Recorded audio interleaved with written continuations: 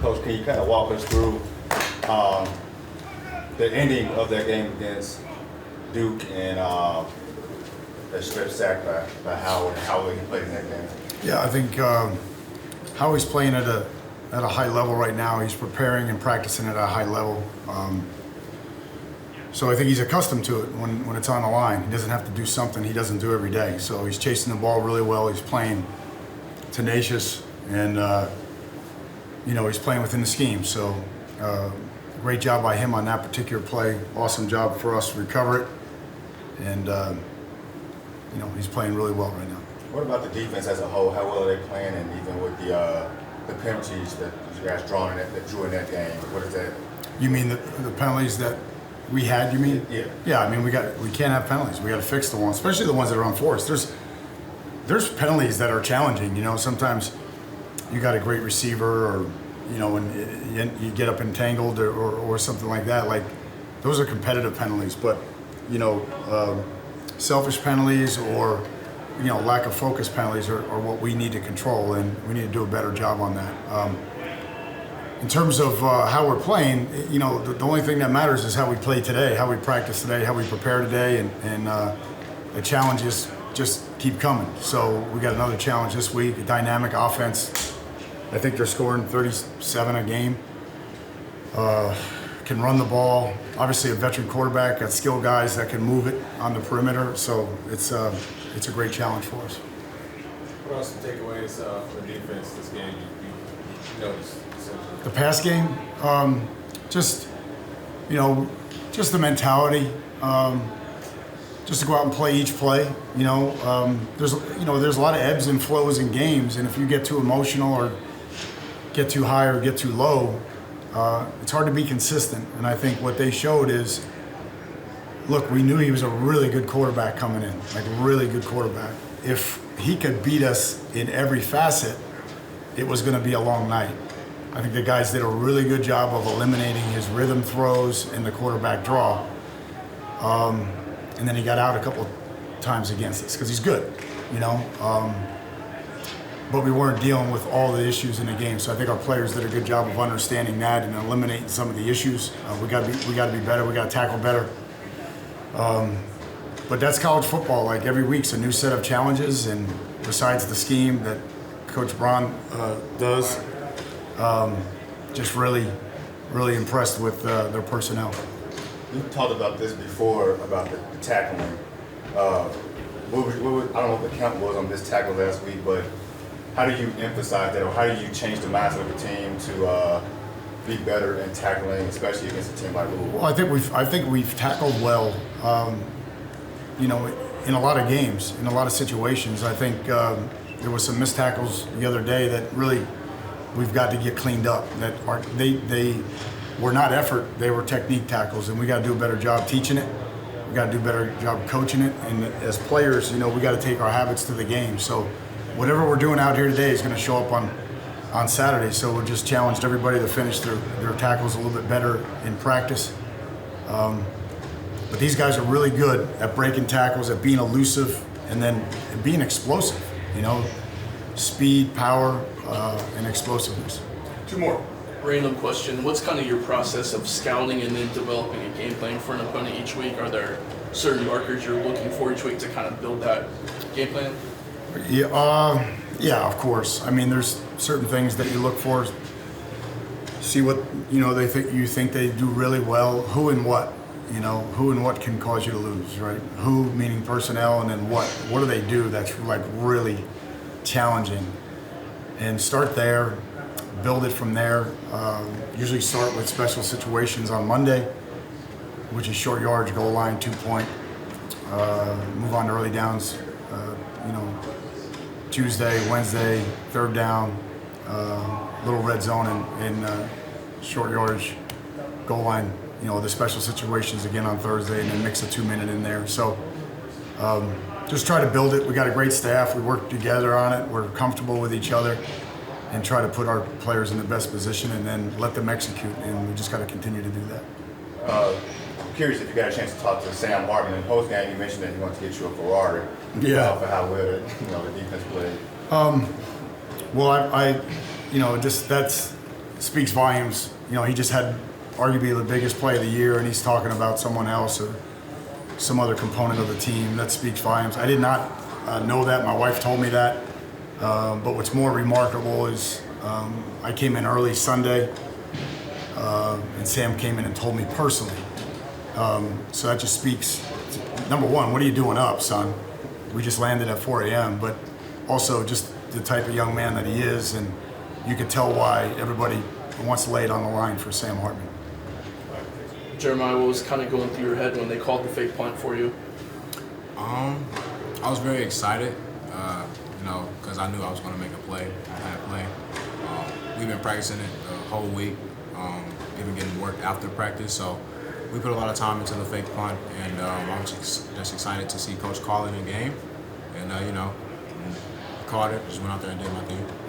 And then I've noticed you and your dad share a moment pregame. I guess, what does that kind of do for you, and what's kind of his message in those moments?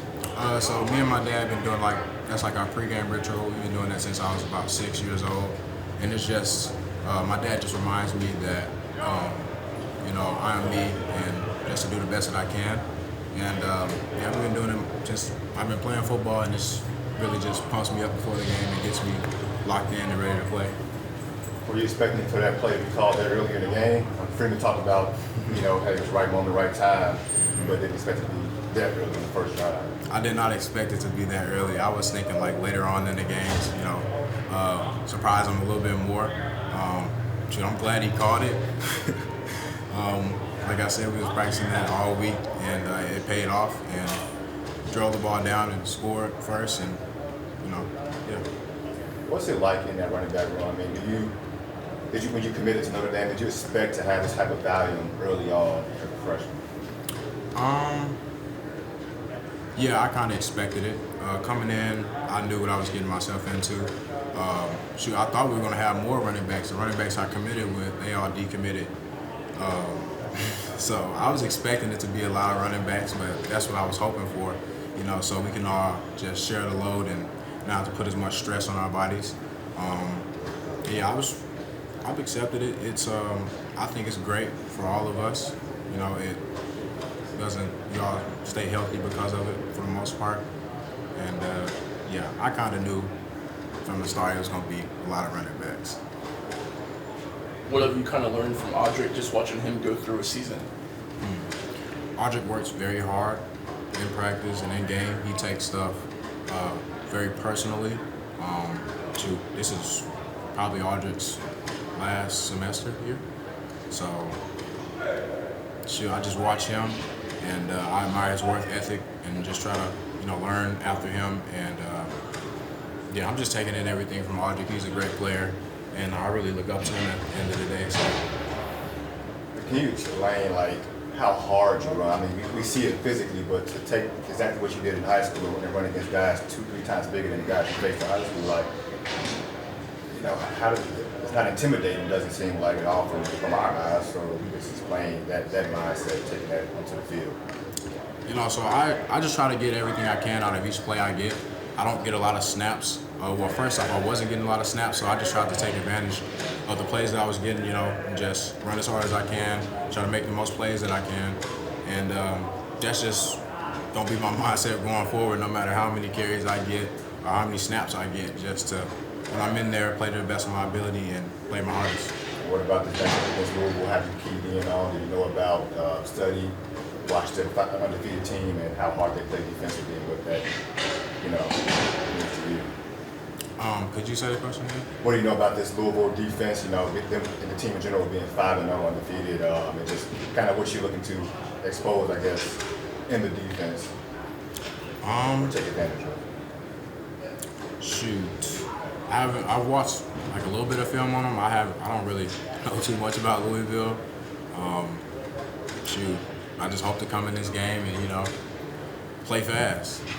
It's hard to play against fast players, and I actually play fast against Louisville like I do everybody else. What kind of goes into your process of figuring out when, where you can attack a team on a fake? Well, I don't want to give you the exact answer, but no. We look at it every single week, and we game plan. Coach Schmidt does a great job, my analyst, of looking ahead. obviously, but then we collaborate and really just try and figure out, just like any week, where there's strengths, where there's weaknesses, and then we start to then scheme it up, and I run it by coach early in the week, and then if he's on board, which he normally is, then we like it. Then what was just your reaction when Freeman gave you the go-ahead to run that on Saturday?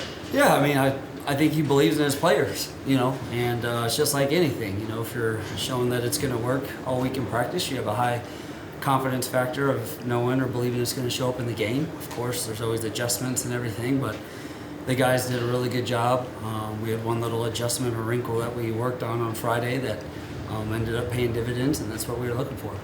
When you, Coach Freeman talked about this, but regardless of all the confidence, when it happens on the first drive, you're like, oh crap, like early on, this early on? No, I mean, we had talked about it, so it was something that we were just, waiting to see, and so I wasn't shocked. I mean, again, he believes in his players, and once they prove, just like anything, that they can perform, he's gonna go attack.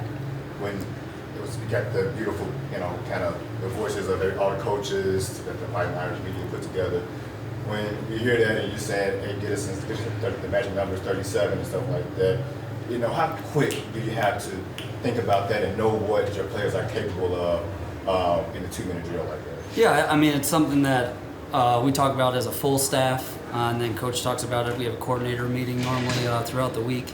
And then it's my job for special situations to be dialed into. So whether it's an offensive possession, a defensive possession, it's my job to be thinking ahead and just inform the head coach, whether it's a field goal, whether we're thinking, hey, do we need to go for it, his thought, and just not necessarily bounce ideas, but just be prepared for scenarios. Something I try and take a lot of pride in, and, just really be prepared.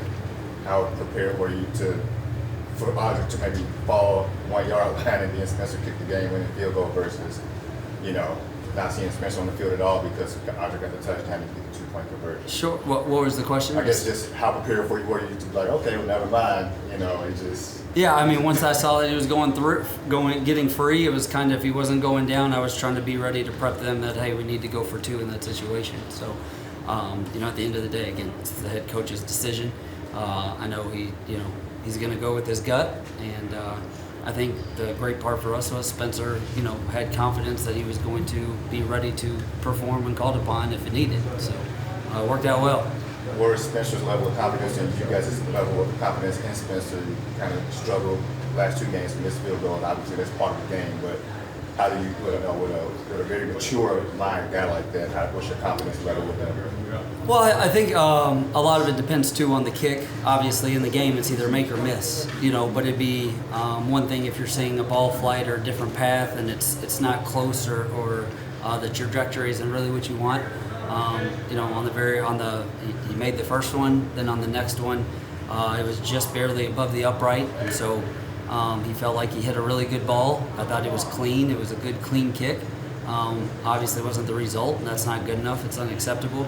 But hearing him come off and communicate with his confidence that, hey, I actually felt like I hit it really well is always good to hear, and hear that the timing and that the rhythm of the operation was good. Those are things that you're going to at least dissect.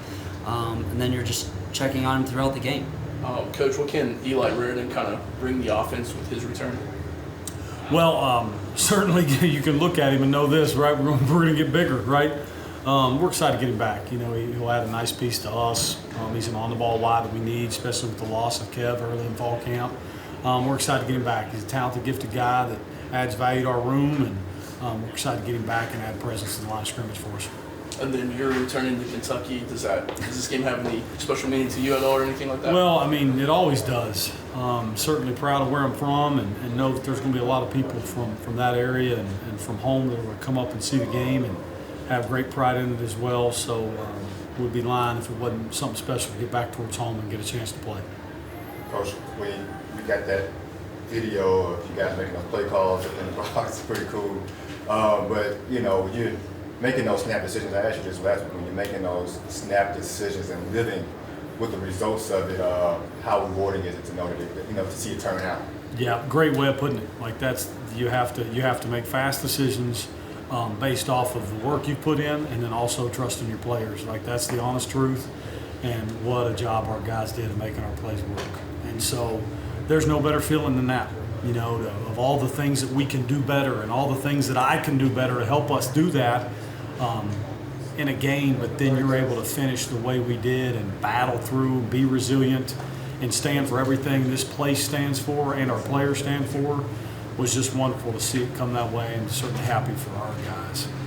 How necessary was this win for the confidence of the team after Ohio State? Yeah, I think that anytime you're able to come back after something that everybody would probably agree, that was a tough loss on everyone. Our fan base, that building over there, those are hard because we care so much, work so much, and we're right there at the doorstep. So to be able to battle back and win one against a very good football team, was huge for us and for our guys, and continue to find belief in who they are.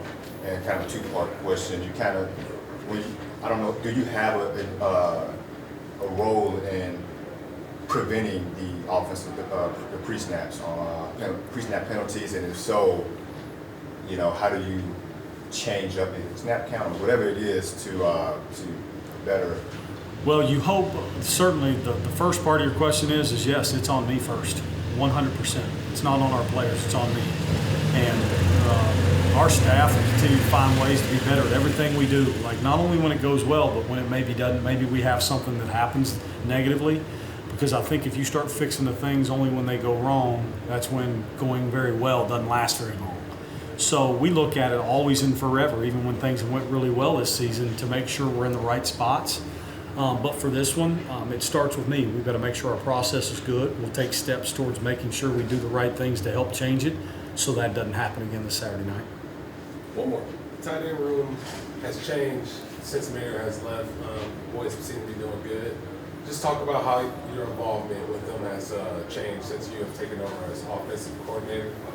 Yeah, I think, you know, it's a good question. Number one, what a pleasure to coach Mike. Number two, because Mike and his abilities, it was his job and our job and my job to make sure that room was left in good hands. And that's what great leadership does. That's what Mike did.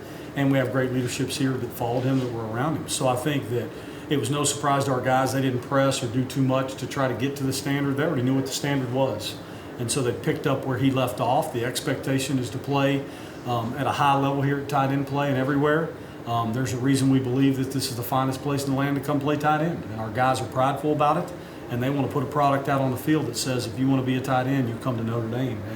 And that's how they're playing. The defensive line seems to kind of taken a step forward over the last couple of weeks. What's kind of allowed that to happen?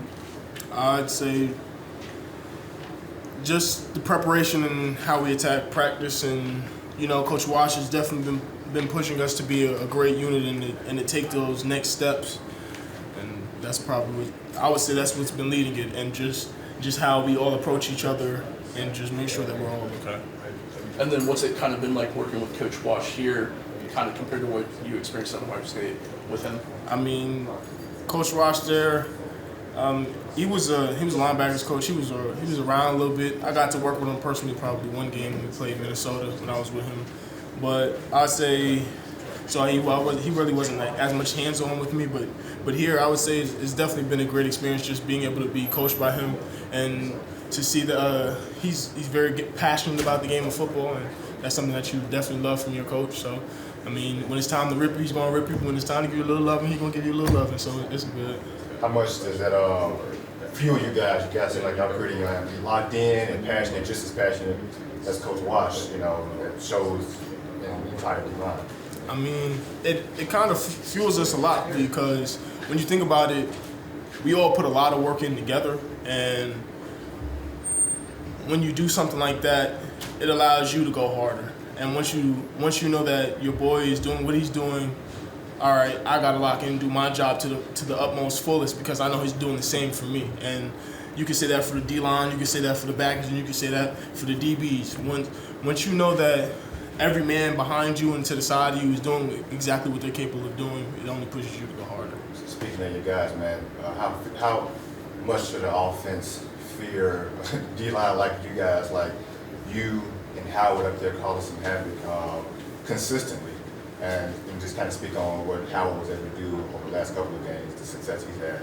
I mean, success how he had these last couple of games. It's definitely been great to watch for him. I mean, I've definitely been excited for him, and to know that he's definitely a great player and that he's just growing. And I would say that he's just knowing that there's always room and space to get better, and that's what we've been emphasizing as a program, and just trying to figure out the little nuances. Yeah, I do this already good, but how can I make it a little better? And I feel like that's the great thing about it. Is there any challenges you're looking to overcome for this week's game? Challenges? From the offensive side, I mean the team Louisville y'all going against Are there any challenges that we're looking to overcome from that their them? offense has that you guys looking to overcome? I mean, they're definitely a good team, and they got good backs, and we're just trying to emphasize that we're going back to kind of like the fundamentals in playing football. Just make sure that everything's good, and to emphasize everything, and it's always kind of the little things, and sometimes you can get caught up in the big things, but it's truly, when you think about the game of football, it's all the little things. It's all the reps in practice, the reps in walkthroughs. If you're doing it the right way, you're not slouching, you're not lounging around and stuff like that, and taking everything very serious. What's the confidence like in this room right now, especially heading into a team that's undefeated, and obviously everybody wants to beat Notre Dame. It's always a big game on their schedule. What's the confidence for you guys right now? I would say the confidence for us is definitely high. We've been playing great football, and when you think about it as a defense, I feel we got a swagger about us and energy, and that's what allows us to keep going and to keep us driven, and that energy allows everyone to play off of each other. And what about have you guys addressed, or as a team? I'm sure you guys have talked about it, but like, what's the kind of conversations like with the pre-snap penalties or just the offsides calls and things of that nature that you guys? I mean, it's just like we just got to get it fixed. We got to be attentive to what's going on and just learn. We can't just yell at each other about, oh, what's going on. All right, it happened. How do we address it? That's it. You've been here about 10 months. What's just kind of your Notre Dame experience kind of been like? Is it what you expected, or anything surprise you? I wouldn't say much has really surprised me. Just as coming in, just knowing who Coach Free was, who Coach Wash was, walking in the building and just knowing how those guys are, that I could tell that everything was going to be a big brotherhood. Everything was going to be oriented. Everybody had to be on their own, on top of their game.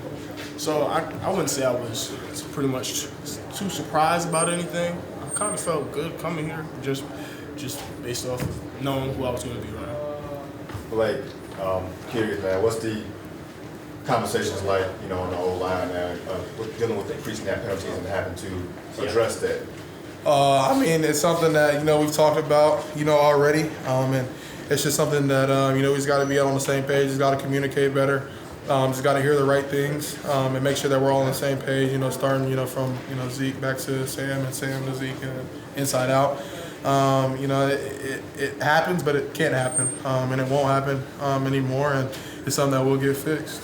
In the moment, what's the level of frustration in keeping a balance to teaching the younger guys on the line, or just teaching each other in general how to, move past it, whether that's why the defense is out there or whatever? I mean, when you're in the game like that, you can't really get frustrated, just because, obviously the guy that, false started or jumped or held or, obviously they're going to be down. So if you get more, down on them, or, you kind of yell at them, or, just kind of say something derogatory towards them, like it's not going to affect them in the right. So you just kind of tell them, let's keep going, and then, we keep pushing it forward because, we had a 2-minute drive from the 5-yard line, and we got a 15-yard penalty, like we know that's a tough situation to be in, but you got to keep battling, you got to keep going, no matter what, we still have time on the clock, let's go win the ball game, and that's what we did. You battle through stuff like that, and you find a way to, overcome it. Battling in that 2 minutes, how energizing was that to, finish the game that way and then have the defense come out there and put a cap on it? Yeah, that's something that we work every week. and we go against a really good defense every week when we do it. You know, when that time comes for the game, it's not like, you know, we're like, all right, let's go. Like, we've been here before, you know, just be in the moment and win the moment. And that's the number one thing that, you know, we preach and we try and do in certain situations where, you know, the crowd's going crazy, everybody's energy and, you know, excitement is high and anxiety is high. Just bring it back to the basics and just go play football. How would you assess how you and Rocco have kind of meshed through the first half of the year? I mean, it's our first, you know, what, six games, yeah. And we had fall camp, you know, playing with each other in spring. And obviously, you see the chemistry starting to come together. Obviously, there's a lot of, you know, small things and technique things to clean up between him and I. But I love playing next to him. He's dominant. His mentality is second to none, and it's fun playing next to a guy that cares. And for me, it's just, you know, being the best that I can be for him. You know, being in his first year, trying to take as much anxiety away from him, because I know what it's like to be in that position where, you know, it's a lot going on. It's, you know, it's a big game, and, you know, you just got to slow it down and, you know, just be in the moment and take it one play at a time.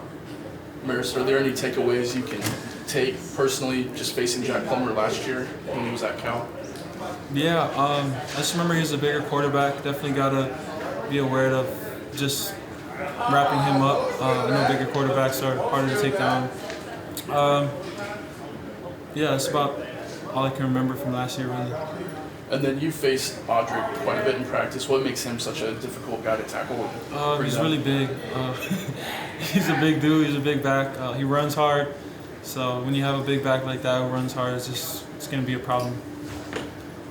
Marist, after games, man, you always take some time to no matter the outcome, you take time to kind of talk to family or the girl or whatever like that. How much does that mean to you in the moment to kind of not forget about football, but to focus on something other? Did you see me talking on the phone? All the time. I mean, especially I do, yeah. Yeah. You're chilling, man. Everybody talking to family and you chilling. Yeah, so my family doesn't get to make it out to a lot of games. They're obviously far, being from Hawaii, so they maybe make 2 games a year.